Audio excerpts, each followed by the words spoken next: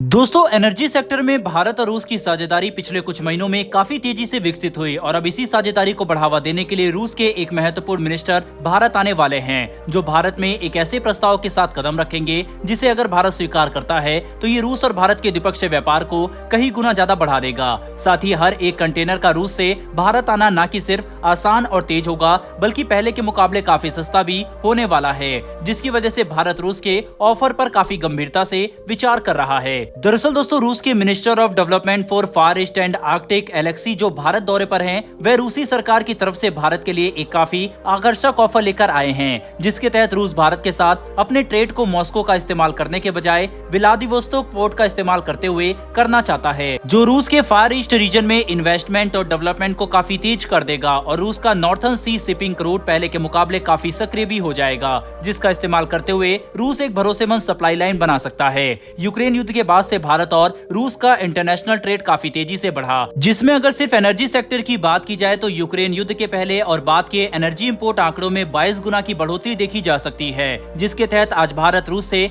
कई अरब डॉलर का crude oil import कर रहा है, जो भारत की टोटल क्रूड ऑयल रिक्वायरमेंट का 35% है। इतना ही नहीं बल्कि रूस पर लगे पश्चिमी देशों के प्रतिबंधों की वजह से कई बड़ी कंपनी रूस से बाहर निकल गई, जिन्होंने भारतीय कंपनियों को मौका दिया कि हम रूस के बड़े कंज्यूमर मार्केट में अपनी पकड़ बना सकते हैं। इसके अलावा अगर हम रूस के एनर्जी सेक्टर की बात करें तो भारत रशियन फार ईस्ट रीजन में शुरू से ही काफी इंटरेस्टेड है, क्योंकि रूस के पूर्वी इलाकों में ऑयल और नेचुरल गैस के काफी बड़े भंडार मौजूद है। साथ ही कई सारे नेचुरल रिसोर्सेज भी मौजूद हैं, जिन्हें निकालने में अगर भारत इन्वेस्ट करता है तो इसका फायदा हमारी अर्थव्यवस्था को भी मिलेगा, जिसके तहत भारत ने कुछ समय पहले ही रूस के सैकलिन 1 ऑयल फील्ड प्रोजेक्ट में 20% स्टेक खरीदते हुए 1.7 बिलियन डॉलर का निवेश किया था। ऊपर से रूस अभी तक भारत की तरफ से किए गए टोटल एनर्जी इन्वेस्टमेंट का आंकड़ा 15 बिलियन डॉलर को भी पार कर चुका है, जिसकी वजह से रूस भारत के साथ अपनी इकोनॉमिक पार्टनरशिप को बढ़ावा देने पर काफी ध्यान दे रहा है। साथ ही लगातार बढ़ते क्रूड ऑयल और एनर्जी ट्रेड की वजह से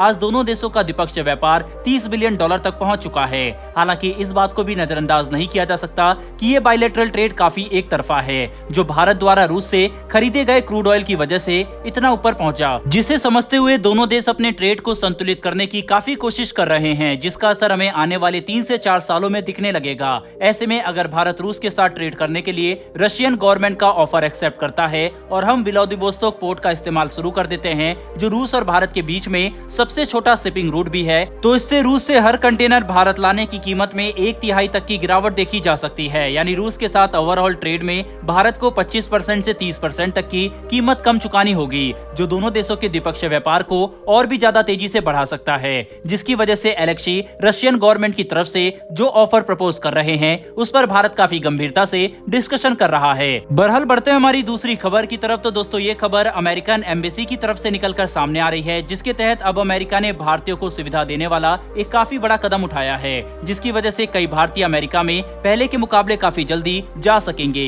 और इससे काफी इंडियन स्टूडेंट और वर्किंग प्रोफेशनल को मदद मिलेगी। दरअसल दोस्तों, लाइव मिनट की एक लेटेस्ट रिपोर्ट में इस बात का खुलासा हुआ है कि अमेरिका ने भारतीय को विजिटर वीजा देने के लिए वेटिंग टाइम में 60% तक की कटौती कर दी है, जिसे हासिल करने के लिए अमेरिका ने भारत में न कि सिर्फ अपने ऑफिशियल और अधिकारियों की संख्या बढ़ाई, जो भारत में एम्बेसी और काउंसलेट को चलाने के लिए तेजी से अमेरिका की तरफ से तैनात किए जा रहे हैं, बल्कि अमेरिका ने भारत में नए काउंसलेट को ओपन करने का भी ऑर्डर दिया, जिसमें एक नया काउंसलेट अमेरिका हैदराबाद में ओपन करने वाला है, ताकि ज्यादा से ज्यादा विजिटर वीजा एप्लीकेशन को प्रोसेस किया जा सके और भारतीय को अमेरिका का वीजा मिले, जिसकी वजह से कई लोग अमेरिका के इस कदम का स्वागत कर रहे हैं। बता दें कि कुछ समय पहले तक अमेरिका ने भारत में अपना कोई एम्बेसडर तक तैनात नहीं किया था, जबकि आज अमेरिकन ऑफिशियल भारतीय लोगों को विजिटर वीजा देने के लिए अपनी पूरी क्षमता के साथ काम कर रहे हैं। साथ ही अमेरिका ने 15 मार्च 2023 को 1.5 साल के अंतराल के बाद भारत में अपने नए एम्बेसडर एरिक को नियुक्त किया था।